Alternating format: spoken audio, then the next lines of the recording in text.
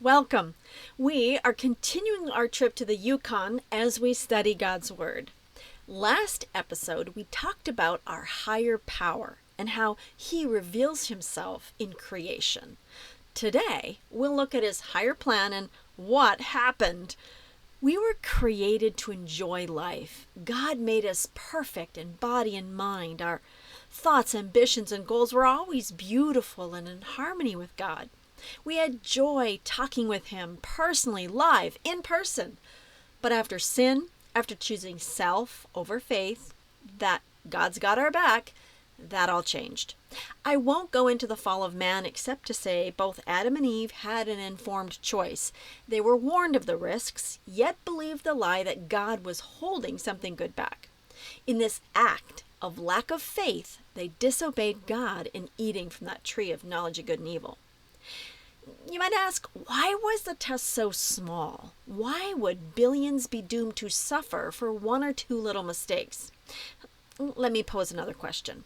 What would we have said if the test was really hard or difficult? Too hard? Unfair? Yeah. God gets blamed either way when we listen to Satan. When Lucifer first sinned in heaven, even the loyal angels did not fully discern his character. This is why God didn't destroy Satan immediately. Had He done so, the angels would not have seen justice and love. And a doubt of God's goodness would creep in because they couldn't see how that evil seed of doubt would yield bitter fruit of sin.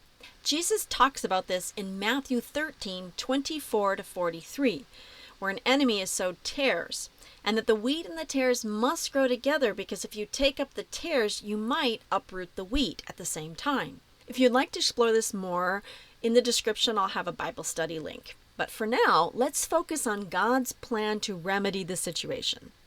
Just a reminder, in this series, I quote, paraphrase, and expand on the book Steps to Christ, and we're in chapter 2 today, while I'll do a brief detour to chapter 12. Page 17 reads, "In His sinless state, man held joyful communion with Him in whom are hid all the treasures of wisdom and knowledge." Colossians 2:3. But after his sin, he could no longer find joy in holiness, and he sought to hide from the presence of God. Such is still the condition of the unrenewed heart. It is not in harmony with God and finds no joy in communion with Him. The sinner could not be happy in God's presence. He would shrink from the companionship of holy beings. Could he be permitted to enter heaven, it would have no joy for him. The spirit of unselfish love reigns there. Every heart responding to the heart of infinite love would touch no answering chord in his soul. His thoughts, interests, motives would be alien to those that actuate the sinless dwellers there. He would be discordant note in the melody of heaven. Heaven would be to him a place of torture. He would long to be hidden from Him who is its light and center of its joy. It is no arbitrary decree on the part of God that excludes the wicked from heaven. They are shut out by their own unfitness for its companionship. The glory of God would be to them a consuming fire. They would welcome destruction that they might be hidden from the face of Him who died to redeem them. That's 17.2. Everyone gets what they want in the end. No one who would enjoy heaven will be left behind, and no one who would be miserable would be there. I'm not the first to say this. C.S. Lewis in The Great Divorce puts it another way. There are only two kinds of people in the end. Those who say to God, "Thy will be done," and those to whom God says in the end, "Thy will be done." All that are in hell choose it. Without that choice, there could be no hell. No soul that seriously and consistently desires joy will ever miss it. And I know some won't agree, as with everything on YouTube, but I believe the promise of Isaiah 47:14. The effects of hell last all eternity, but the process of hell is limited because suffering and evil cannot exist in God's presence. Death, pain, suffering, evil will all be consumed, it says. Even Ezekiel says Satan will be turned to ash, Ezekiel 28:17-18. It is impossible for us, of our own power, to escape the pit of sin. Our hearts are evil, and we can't change them. Who can bring a clean thing out of an unclean? Not one, the Bible says. The carnal mind is enmity against God, for it is not subject to the law of God, and neither indeed can it be. Job 14:4 and Romans 8:7. Education, culture, the exercise of the will, human effort, all have their proper place, but here they are powerless. Sure, they might produce an outward correctness of behavior, but they cannot change the heart. There must be a power working from within, a new life from above before we can be changed. That power is Christ. Only His grace can revive the ability of our soul, drawing it to God and a holy life. Steps to Christ 18. The Savior said, "Except a man be born from above, unless he shall receive a new heart, new desires, purpose, and motives, leading to a new life, he cannot see the kingdom of God." John 3:3. The idea that it's necessary only to develop the good that exists in you by nature is a fatal deception.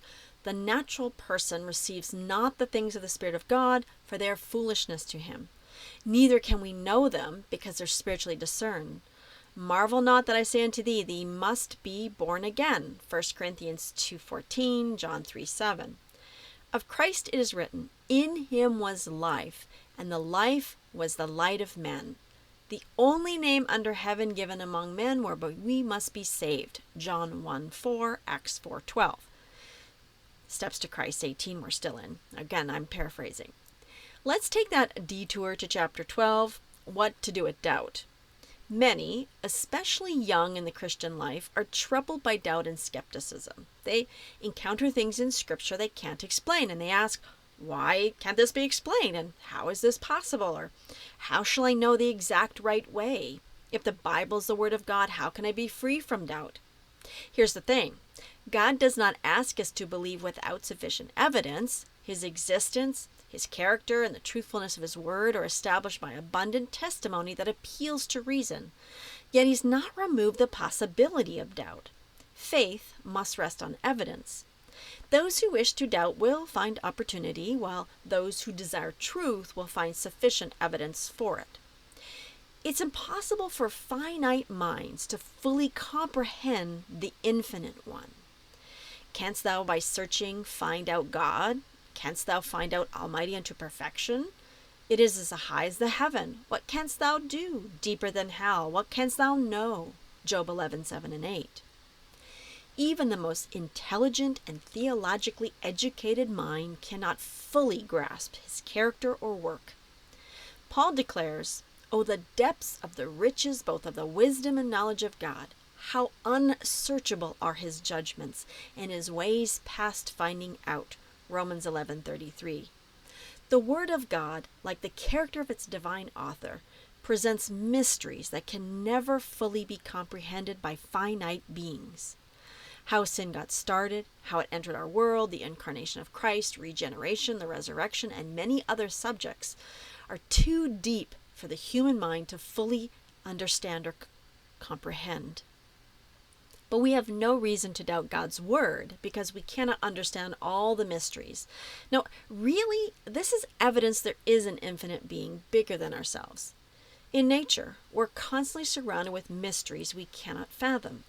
The Apostle Peter says in the Scripture, there are things too hard to be understood, which some people who are unlearned and unstable kind of wrest into their own destruction. 2 Peter 3:16.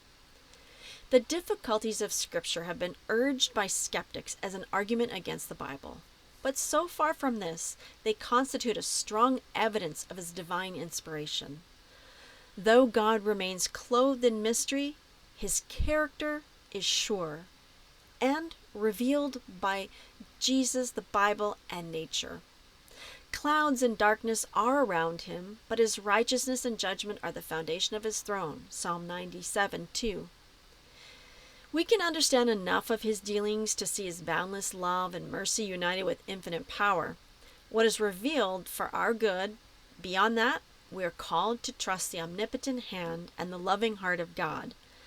That may not feel satisfactory to some, and if so, I understand. All I can say is to give God a chance to be God, to be a loving creator who has your best interest in mind, and see where it leads.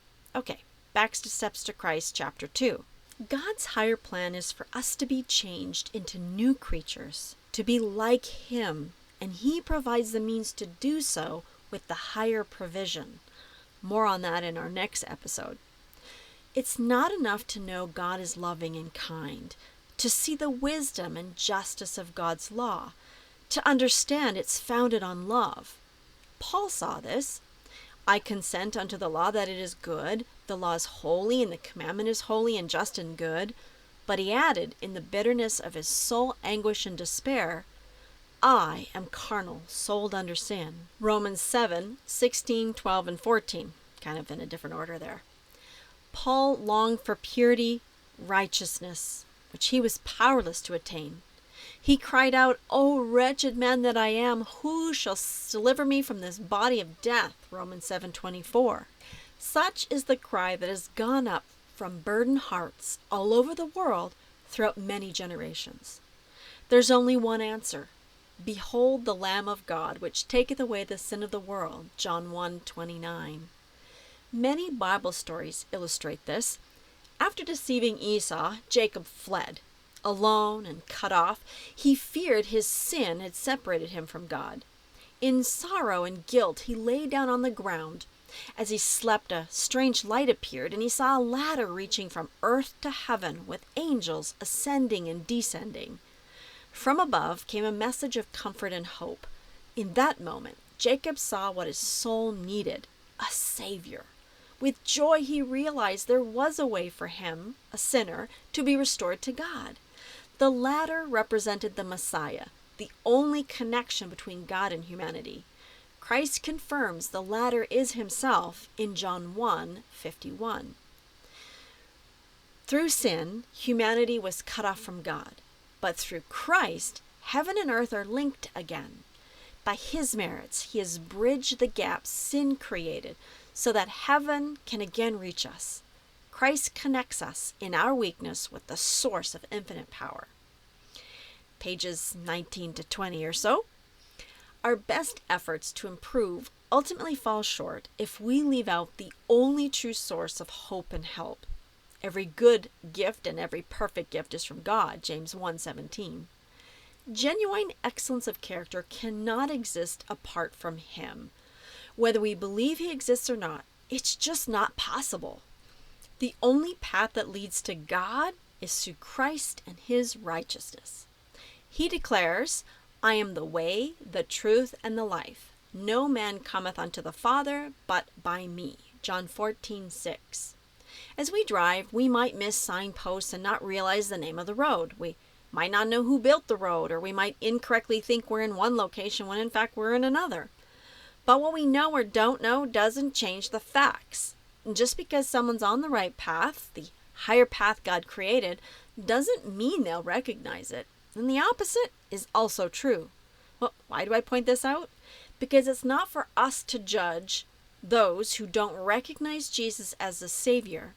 Some are on the right path who don't know him by name, while those who claim to be followers of Christ are on a major detour and sometimes completely off track. The heart of God yearns over us with a love stronger than death. In giving up his Son, he has poured out to us all heaven in one beautiful gift. The Savior's life, death, and intercession, the ministry of the angels, the pleading of the Spirit, and the Father working above and through all, everything is engaged in our redemption. We're in Steps to Christ 21 if you want to really dig deep into that passage. All heaven is working to bring us back to God. What more could God do? Let's respond to him who's loved us so greatly. Let's use what he has given so we can be transformed into his likeness and restored into fellowship with heaven. The abundant rewards of choosing what's right, the joy of heaven, the companion of angels, the promise of eternal life with exceeding joy, fellowship with God and his Son, along with growth and strengthening of our abilities for all eternity. Are these not powerful motivations to offer our hearts to a loving service to our Creator and Redeemer? Join me next episode when we explore more fully the higher provision, Jesus the key to salvation, source of lasting happiness and power to be new creatures.